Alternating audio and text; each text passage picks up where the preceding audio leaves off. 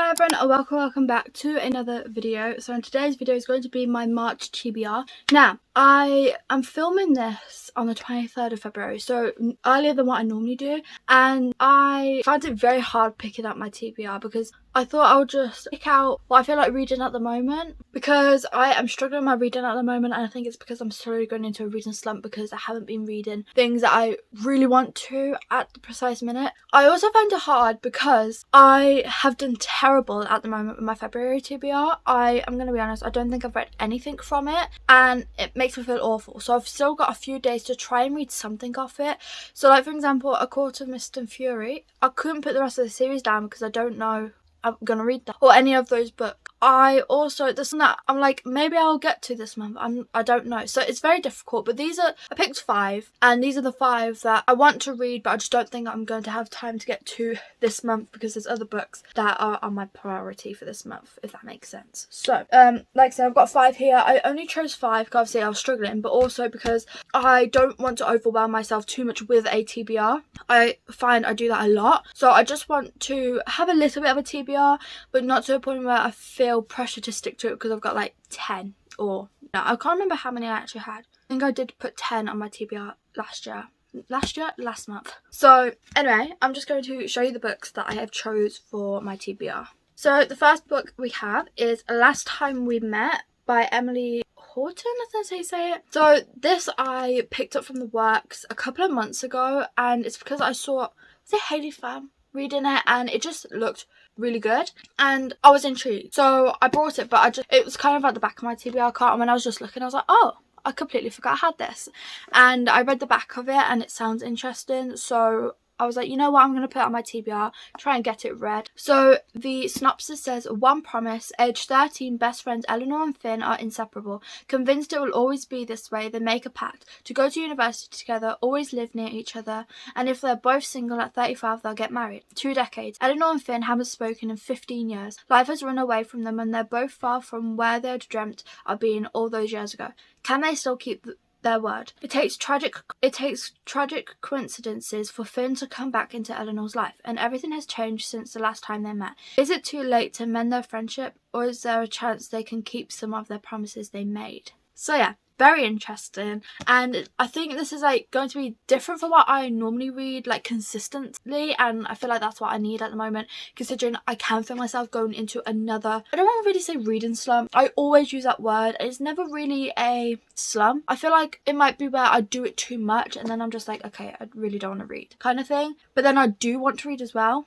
I'm gonna be honest, I don't know how I feel, but I'm just struggling with my reading at the moment. That is what I'm going to say. I feel like this might help me get out of. Then we have Roomies by Christina Lauren. So I want to read some more Christina Lauren books because I have quite a few on my physical TBR.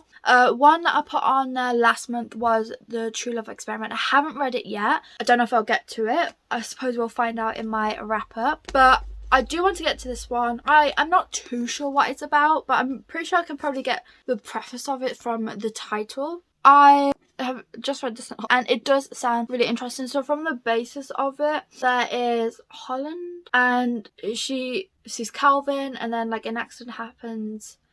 Calvin is like a musician, he plays on 50th Street subway station and then an accident happens, and I'm not sure, but then on Calvin's point of view, so it happens, still keeping her infuriating secret. Yeah, it sounds interesting. I am intrigued. Then we have One of Us Is Next. So last year I read One of Us Is Lying, and I think I rated it 3 stars. It was okay. I talked about it in a whole reading vlog.